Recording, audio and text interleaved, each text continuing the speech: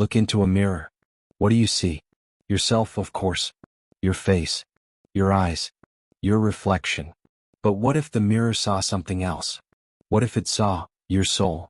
And what if it decided to keep it? They call it the soul mirror. An antique that doesn't just reflect. It collects. Every person who's ever looked into it too long is still inside, watching you, reaching for you, begging you to take their place. Welcome back to MissCreepyFace. Tonight's story is one I've been waiting to tell. Because mirrors are different. We trust them. We look into them every single day. We believe they show us the truth. But what if some mirrors lie? What if some mirrors hunger? What if looking into the wrong mirror means losing something you can never get back? Before we begin, remember, this is a fictional horror story created for your entertainment. Any resemblance to real events or people is purely coincidental. But I'll warn you now.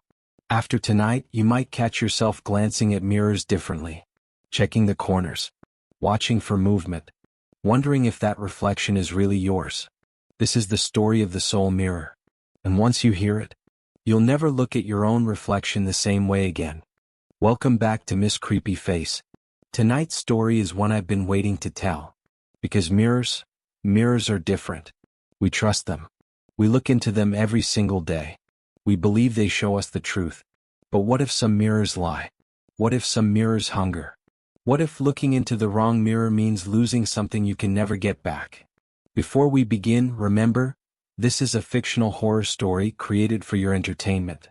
Any resemblance to real events or people is purely coincidental.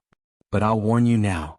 After tonight, you might catch yourself glancing at mirrors differently, checking the corners, watching for movement, wondering if that reflection is really yours. This is the story of the soul mirror. And once you hear it, you'll never look at your own reflection the same way again. The town of Ashwick, Vermont. Population, 2,400. The kind of place where everyone knows your name. Where nothing changes. Where nothing bad ever happens. Until 1998. On the corner of Main Street and Maple stood Holloway's Antiques. 3 generations of the same family had run that shop. Furniture, jewelry, paintings, curiosities. The owner in 1998 was a man named George Holloway. 58 years old. Widower. Quiet man. Kept to himself mostly. He'd seen a lot of strange items come through his doors over the years. Haunted dolls that customers swore moved at night. Music boxes that played songs no one had ever written. Photographs where the faces seemed to age. George didn't believe in any of it. He believed in craftsmanship, history, value. Not ghosts. Not curses. Not until the woman walked into his shop on October 3rd. She was old. Maybe 80. Maybe older. Thin. Frail. Dressed in black like she was attending a funeral. She didn't browse. She walked straight to George's counter. And she placed something in front of him. A mirror. Oval-shaped. About 2 feet tall. The frame was black wood, carved with roses and thorns. The glass was old, slightly warped with that greenish tint antique mirrors have.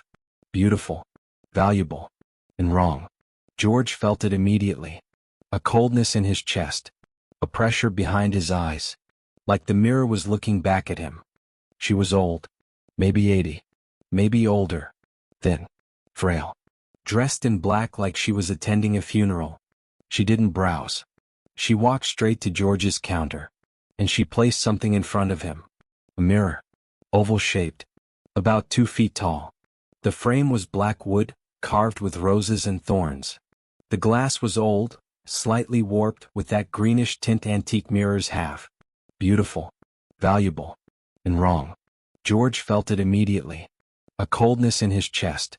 A pressure behind his eyes. Like the mirror was looking back at him. The woman spoke only 3 words. Take it. Please. George asked where it came from. She didn't answer. He asked how much she wanted. She shook her head.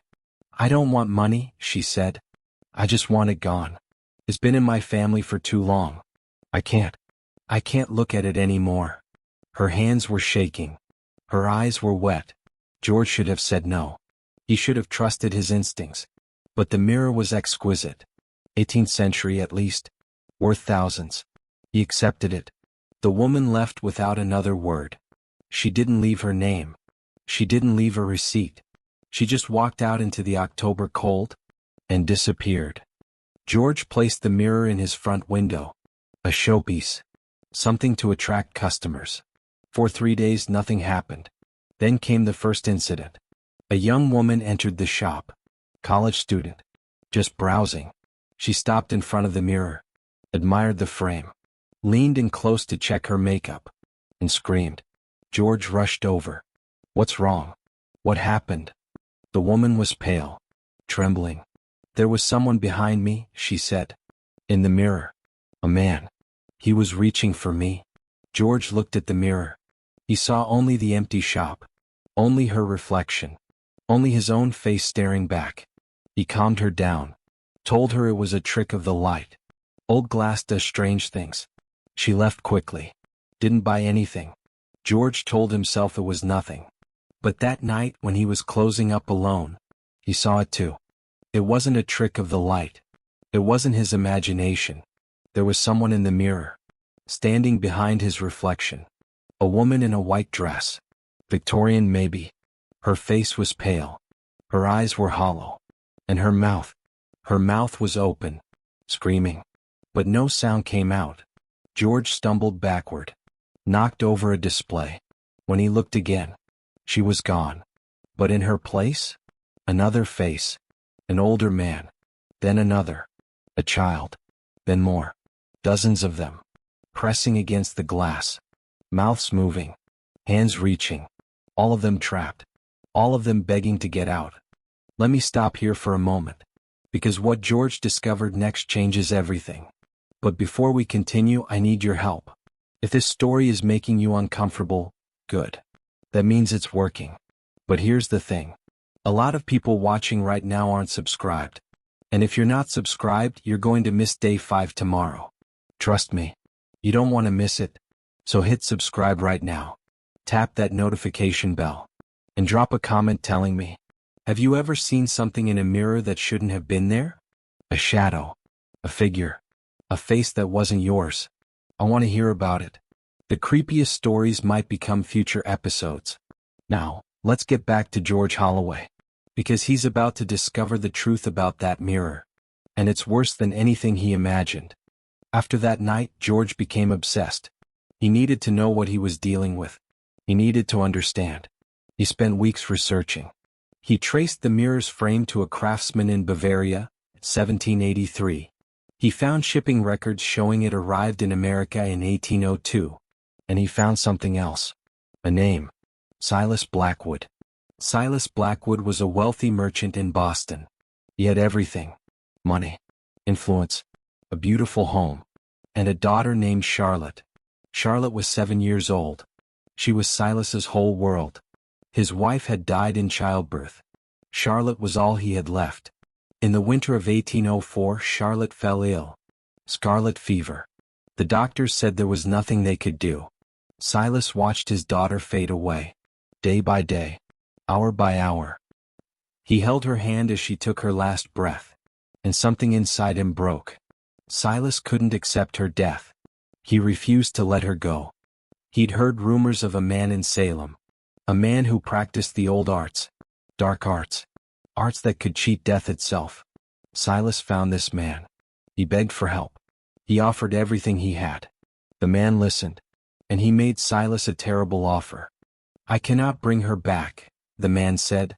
But I can preserve her. Her image. Her essence. Her soul. Silas didn't understand. The mirror, the man explained. Mirrors are doorways. They don't just reflect light, they capture it. With the right ritual, they can capture more. What do you mean? Silas asked. I mean your daughter's soul can live inside the glass. You'll see her every day. You'll never have to say goodbye. Silas agreed immediately. He didn't ask about the cost. He didn't ask about the consequences. He just wanted to see his little girl again. That was his first mistake.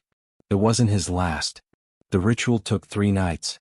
On the 3rd night, Silas looked into the mirror. And he saw her, Charlotte, standing in the glass, smiling, reaching for him. Silas wept with joy. He pressed his hand against the mirror. She pressed hers against the other side. Father and daughter, separated only by glass. For months Silas was happy. He spent hours talking to Charlotte's reflection. He ate his meals in front of the mirror. He slept beside it. He couldn't bear to look away. But then, things changed. Charlotte stopped smiling. Her face grew sad, confused. She would mouth words Silas couldn't understand. She would press both hands against the glass, pushing, straining, like she was trying to break through. And then one morning she wasn't alone. There was another face in the mirror. A woman Silas didn't recognize. An old woman with hollow eyes, standing behind Charlotte, watching. Silas demanded answers from the man in Salem. But when he returned to Salem, the man was gone. His house was empty, burnt, like he'd never existed. Silas was alone with the mirror, alone with his daughter, and the woman who now stood behind her. Over the following weeks, more faces appeared. Men, women, children, dozens of them, all trapped in the glass, all pressing against the surface, all trying to escape. And Charlotte? Charlotte was being pushed further and further back, disappearing into the crowd of souls, until Silas could barely see her anymore. That's when Silas understood. The ritual hadn't just captured Charlotte. It had created a prison that had been collecting souls for centuries. The man in Salem hadn't invented it. He'd simply passed it on. Every person who looked into that mirror for too long, every person who formed a connection with their reflection, was pulled inside, absorbed, added to the collection. The mirror didn't just steal souls. It fed on them. And it was always hungry. George Holloway read everything he could find about Silas Blackwood. Silas had tried to destroy the mirror in 1809. He'd smashed it with a hammer. The glass shattered. But by morning it was whole again. The face is still inside, including a new one, his own. Silas Blackwood's reflection had been absorbed the moment the mirror repaired itself. He'd become part of his own creation, trapped forever with the daughter he'd tried to save. George knew he had to get rid of the mirror. But he'd learned from Silas's mistake. He couldn't destroy it. He couldn't sell it. That would just pass the curse to someone else. So he did the only thing he could think of. He boarded it up, built a wooden case around it, sealed every edge, and buried it in his basement. He told himself that was enough. He told himself the mirror couldn't hurt anyone if no one looked into it. But George made one critical error. He'd already looked. Too many times. Too long. He didn't realize it at first. But in the weeks after burying the mirror, he started to feel different. Lighter. Faded. Like he was disappearing. His employees said he looked pale. His doctor said his tests were normal.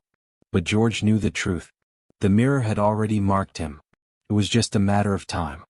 On December 17, 1998, George Holloway closed his shop for the last time. He went home. He sat in his chair. And he never woke up.